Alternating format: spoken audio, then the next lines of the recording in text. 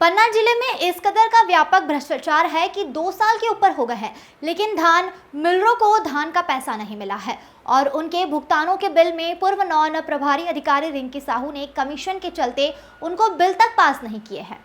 ऐसे में पन्ना जिले के धान मिल वाले मिलर परेशान हैं और अब वर्तमान प्रभारी अधिकारी को आनन फानन में पन्ना के बड़ा गांव वेयरहाउस में धान मिल के लोगों से बैठकर बुलानी पड़ रही है। बैठक में यही बात निकलकर सामने आई है कि 2-2 साल से धान का पैसा पेमेंट नहीं किया गया है। इन सब के बावजूद धान संगठन के अध्यक्ष का कहना है कि वास्तव में 2 से 3 साल हो गए हैं, लेकिन अभी तक धान का पैसा प्राप्त नहीं हुआ है। हालांकि इन सब के बावजूद प्रभारी नान प्रभारी का कहना है कि सभी मामले को जल्द सॉर्ट आउट कर लिया जाएगा और जल्द ही इनका पैसा भुगतान कर दिया जाएगा। वहीं आपको बता दें कि धान मिलरों की अनुबंध शर्तों के नियमों के मुताबिक नजदीकी केंद्र से धान लिए जाने का प्रावधान है, जबकि पूर्व नॉन डीएम रिंकी साहू के द्वारा नजदीकी केंद्रों से धान न देकर दूर दराज क्षेत्रों के गोदामों के द्वारा नजदीकी केंद्रों से धान न लेकर दूर दराज क्षेत्रों के गोदामों से धान ली गई है, जिसमें अनावश्यक ट्रांसपोर्टिंग से शासन को करोड़ों रुपए का चूना लगाया गया है और इसी के चलते चावल को भी नजदीकी केंद्रों में ना जमा करा के दूर दराज के गोदामों में रखवाया गया है। इनमें भी शासन की करोड़ों रुपए की राशि का हेर फेर करके बंदरबाट कर शासन का नुकसान किया गया है। किस प्रकार की परेशानियों का सामना करना पड़ रहा है? वेयर हाउस है ये। इसमें इसलिए परेशानी है कि धान खरीदी का जो है अभी लेबर का पैसा डरा है, आज तक नहीं मिला है, जबकि उसका बिल लगा दिए गए हैं, बिल मंगाए गए, बिल ऑडिट करवा के वहाँ जमा कर दिया गया है, आज तक एक पैसा नहीं मिला है। गेहूँ खरीदी का जो है पैसा नहीं मिल रहा है, लेबर को पैसा नहीं मिलेगा, काम नहीं करेगी, इसी में परेशानी सब आ रही हैं। अंदर माल नहीं जा रहा है, उसका लेबर का पेमेंट नहीं हुआ है, लेबर काम नहीं कर रही है, बाहर माल पड़ा हुआ है और बाहर पड़ा है तो सूख रहा है, जब सूखता है तो वो बोरी मतलब 200 ग्राम 400 ग्राम की हो जाती हैं, वो अंदर जाने में एक परेशानी आ रही है। आप कितना भर्ती करवाते हैं और कितना घटता है? 800 ग्राम करवाते हैं, जबकि वो जो है सूखने पे मतलब 500 ग्राम निकलता है। कितने की बोरी रहती है, कितने ग्राम आप मतलब जो है कितने किलो भरवाते हैं? उसमें अपन जो है 508 ग्राम मतलब जो है मतलब जो है 50 किलो 800 ग्राम भरवाते हैं। और कितना खरीद लेना चाहिए आपको? हमको लेना चाहिए मतलब जो है उसमें से साढ़े मतलब जो है 600 ग्राम लेना चाहिए हमें। उसमें भी सूख रहा है, डले से बोरी जो है सब सूख रही हैं। अभी हमारा जो है कुछ अंदर माल नहीं गया, इसलिए कहने कि ये सूख खरीदी केंद्र है? ये आयात वेयर हाउस है ये। लगातार वेयर यहाँ पे हाँ। लेबर आपकी काम नहीं कर रही हाँ। है, तो कैसे आप मैनेज कर रहे हैं? अब इसलिए कि यहाँ वहाँ से मतलब जो है दूसरी जगह से उठा के और उनको संतोष करते हैं, लेकिन पैसा आज तक वो जो है हमारा धान खरीदी का पूरा पैसा पड़ा है, आज तक नहीं आया है। कितना पैसा हुआ? वो मतलब जो है अब इसके लिए जो है वही 7-8-9 लाख के लगभग जो है आज तक प्रशासन से पेमेंट नहीं हुआ? प्रशासन से पेमेंट नहीं हुआ है। किसको दोषी मानते हैं आप इसमें? इसमें है हम नान विभाग को दोषी मानते हैं। हाँ। जो नान विभाग ने पैसा नहीं दिया है आज तक, रिकॉर्ड मांगा गया, रिकॉर्ड जमा करवा दिया, सब कुछ हो गया, नान विभाग है वो पैसा नहीं दे रहा है। अभी नई नॉन अधिकारी आई हैं, उनसे आपने बोला? नहीं, वहाँ हमने जो है ऑडिट करवाया, वो है जो कर्मचारी थे उनको हम दे आए कागज़ भी और कहा भी। बोरियों में 50 किलो भरना पड़ता है, पर्ची लगी है, लेकिन 50 किलो 800 ग्राम भर रहे हैं, जी ज़्यादा नहीं लिया जाता, इसके कारण सूख भी रहा। सूख भी रहा है ना। हमें 700 ग्राम का मतलब जो है उसमें है 600 ग्राम कुछ और है, मतलब जो है लेकिन पर्ची में तो 50 है, लेकिन बोरी सहित है ना, हमारी बोरी का वजन सहित है। पूरा माल आसमान खुले के नीचे पड़ा है। ऐसे में यदि बारिश हो जाएगी तो किसको दोषी मानेंगे? शासन को दोषी मानेंगे। हम कहाँ से, पैसा नहीं दे रहा है तो शासन दोषी है इसका। तो माल वेयर हाउस के अंदर नहीं जा रहा है, इसलिए रामस्वरूप पांडे के अंदर है ये। और अभी तक कुल कितनी खरीदी की जा चुकी है और कुल कितनी शेष है? आज़ाद बिल्डिंग कौन जगदहा समिति की खरीदी है। ये खरीदी हो गई है अपने 8,325 कुंटल, शेष है 1,569 कुंटल। किस मापदंड से खरीदी कर रहे हैं आप? क्या है मापदंड आपके, किस मापदंड से? शासन के आदेशानुसार। क्या है? FAQ कर रहे हैं, किस एनालिसिस करके, कैसे?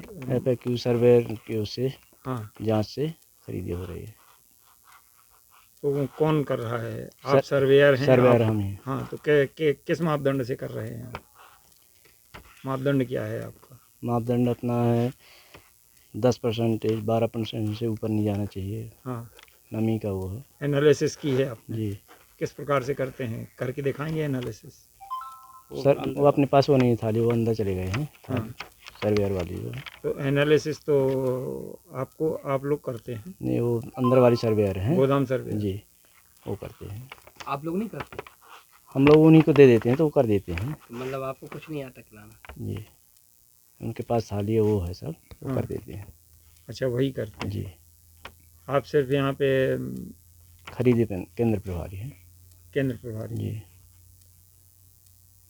नाम बताएं अपना। शिव कुमार पांडे। एक बैठक की गई है, इसका मूल उद्देश्य क्या था कि आनंद फानन में मिलर की बैठक आयोजित करनी? ये विभाग द्वारा बुलाया गया था हम लोगों को। मुख्य उद्देश्य था अपना जो हमारी खराब धान रखी हुई थी रहकर रुद्राक्ष वेयर हाउस में, उसी विषय में था। उसका सर लोगों ने आश्वासन दिया कि अपडेट कराया जाएगा, और अपडेट कराने के बाद अगर आप खुद उसको एक्सेप्ट करेंगे कि सही है, तब आप उठाएं उसको और कार्य को व्यवस्थित करें। आप लोगों का भुगतान की समस्या को भी सर को अवगत करा दिया गया हुआ है। 22-23 से पेमेंटें नहीं हुई हैं, उन्हीं सब से सर को सब लिखित अवगत करवा दिया गया हुआ है। उन्होंने आश्वासन दिया कि जल्दी से जल्द इसका निराकरण करेंगे। क्यों नहीं हो पा रहा था? अब उनने अपने वो दिए कि ऊपर से इनका फंड नहीं आ पा रहा है, कुछ ना कुछ समस्याएं सर अवगत कराएंगे इनके द्वारा। चुनाव के संबंध से ऊपर से वो नहीं आ पा रहा है, फंड नहीं आ पा रहा है, जिसके द्वारा किसी का पेमेंट नहीं हो रहा है, रुके हुए भुगतान पूरे नहीं हो पा रहे हैं। लगभग कितना भुगतान शेष पड़ा इसकी है? पर्सनली टोटल तो नहीं बता सकते, पर्सनली सभी मिल वालों का बचा हुआ है। अब कोई एक अमाउंट ऐसा नहीं है अभी, सब मिल वालों का कुछ अमाउंट रुका हुआ है, 30-30 लाख के 22-23 का पूरा पड़ा हुआ है। ऐसी भी जानकारी मिली है कि इसके पूर्व जो नॉन डीएम थी उनके द्वारा कुछ कमीशन मांगा जा रहा है? नहीं, अभी इसकी ऐसी पुष्टि तो नहीं कर सकते आप। पूर्व में ऐसा भी उनको कोई ना मिलर की शिकायत आई है, न किसी मिलर ने लिखित दिया गया है ऐसा एसोसिएशन को कि हमसे कमीशन मांगा जा रहा है। आखिर क्यों इतनी बड़ी रकम मिलर की रोकनी पड़ी विभाग को? उसका कारण बताया ना, उन्होंने बता रहे हैं कि उनके पास फंड नहीं है विभाग के पास अभी, यही एक मुख्य कारण बताया उन्होंने। वो अभी जिसको प्रभार सौंपा गया है खाद्य अधिकारी को, तो क्या आश्वासन दिया गया? उन्होंने आश्वासन दिया 1 हफ्ते के अंदर जल्द से जल्द, जैसे खरीदी निपटती है तो वो भुगतान के उसमें लगेंगे और सबका पेमेंट कराएंगे जल्द से जल्द। किस प्रकार की समस्याओं का सामना करना पड़ता है आप लोगों को धान खरीदी के वक्त? धान खरीदी के वक्त तो हम लोग का कोई रोल नहीं रहता नहीं है, उस समय तो जो खरीदी केंद्र जो करवा रहा है उनका रोल है।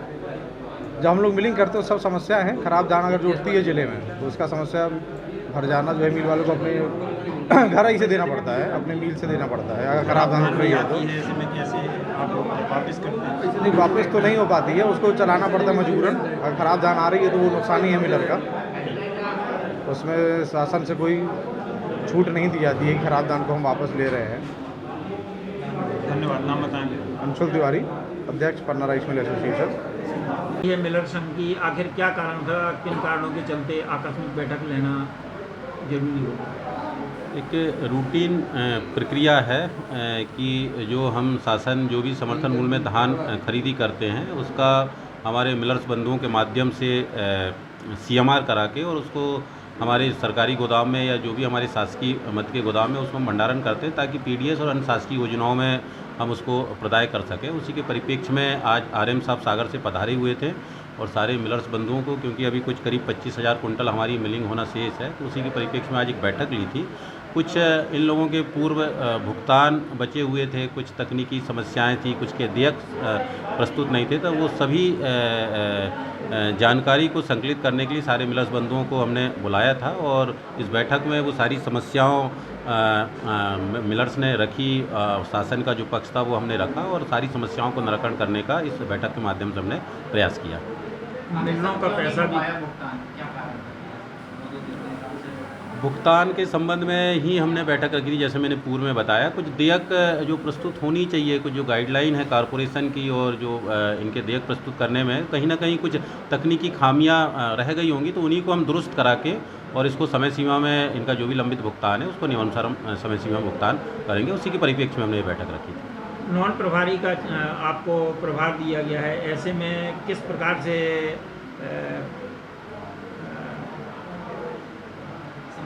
समस्या का समाधान कर पाएंगे? यहाँ पे रिंकी मैडम जिला प्रबंधक MPSCSC में पदस्थ थी, चिकित्सकीय अवकाश में जाने के कारण अभी तत्कालीन समय पे, क्योंकि उपार्जन जैसा ज्वलनशील मुद्दा चल रहा है, तो मुझे जिला आपूर्ति अधिकारी के साथ साथ जिला प्रबंधक नान का प्रभार भी दिया गया है। तो जो भी कॉरपोरेशन के दायित्व है, अपने कार्य के साथ साथ उन दायित्वों का मैं कोशिश करूँगा अच्छे से अच्छा निर्वहन करूँ, और समय सीमा पे, चाहे वो किसान का भुगतान हो, मिलर्स का भुगतान हो, समितियों का भुगतान हो, सबको समय सीमा पे पूर्ण कराने का जिला प्रशासन के सहयोग से और हमारे कॉरपोरेशन के सहयोग से समय सीमा पूर्ण करने के लिए मैं पूरा प्रयास करूँगा। बारदाना वेयर हाउस में मौजूद था, फिर भी दूसरे जिलों से मंगाना पड़ा, इस पर क्या आपका एक्शन रहेगा और सर क्या कार्रवाई? देखो, जिले में दो तरह की खरीदी चल रही है कि MPSCSC जो गेहूं की खरीदी कर रही है, और नेफेड है जो चना, मसूर, सरसों जो हमारी कमर्शियल फसल है उनकी खरीदी कर रही है।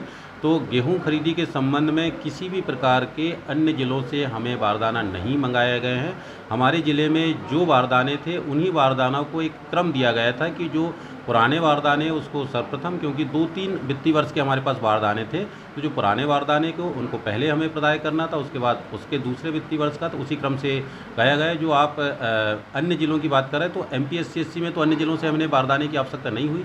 हो सकता है कि जो मसूर, चना और सरसों नेफेड ने कराया है, क्योंकि बीच में सरसों का ज़रूर उनके पास बारदाने नहीं थे, कलकत्ता वगैरह से बुलाना था, तो अन्य ज़िलों में हो सकता है कि बारदाने की आवश्यकता रही होगी, तो सरसों, मसूर या अन्य जिन्स के लिए वहाँ आया होगा। इसकी मुझे विस्तृत जानकारी नहीं, पर गेहूं के मामले में अन्य जिलों से बारदाने नहीं बुलाए गए। पूर्व डीएम इसी खाली बारदाने को लेकर के लगातार मीडिया की सुर्खियों में रही हैं, ऐसे में आपको प्रभार सौंपा गया है, तो किस प्रकार से समस्या का समाधान हो पाए? कैसे एक साथ दो जगह का प्रभार संभालेंगे? चूँकि शासकीय दायित्व अब शासन ने हमें सौंपा है, तो मैं पूरा प्रयास करूंगा। जैसे जिला आपूर्ति अधिकारी के दायित्वों का मैं निर्वहन कर रहा हूं, उसी तरह से मैं कॉरपोरेशन में जो मुझे नए दायित्व सौंपे गए उनका भी मैं पूरी श्रद्धा से और पूरे निष्ठा से इसका संपादन करूँगा।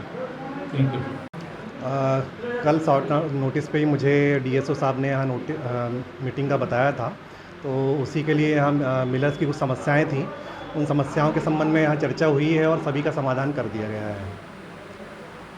लगातार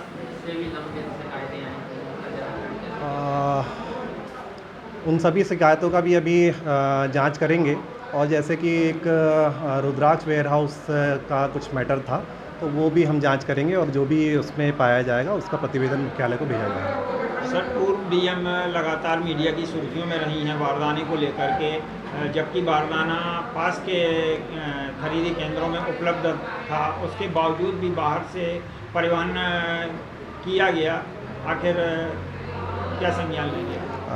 जैसा कि DSO साहब ने बताया, मुझे इस संबंध में कोई जानकारी नहीं है, मैं देख लेता हूँ क्या मैटर है, मैं पता कर लेता हूँ। सर, आपको भी आना पड़ गया निरीक्षण करने सागर से, क्या निरीक्षण किया? क्या नहीं, अभी निरीक्षण किया नहीं है, अभी तो ये मीटिंग ही संचालन हुआ है, तो निरीक्षण अभी करना है। पूर्व नॉन डीएम एक बार सस्पेंड भी हो चुकी हैं किन्हीं कारणों के चलते। हाँ, वो छतरपुर में उनका कुछ मैटर था, वहाँ पे कलेक्टर साहब के प्रस्ताव पे उनको सस्पेंड किया गया था, वहाँ पे भी उनकी विभागीय जांच जारी है। सर, बीते दिनों में बारिश होने से खुले में रखा गेहूँ और चना, मसूर जो है वो भीगा है, आखिर किसकी कारण है और क्या उसको रखवाया जाएगा? उसका तो यहाँ पे स्थानीय जिला प्रशासन ही निराकरण कर पाएगा, अगर ऐसा कुछ है तो मैं भी देख लेता हूँ।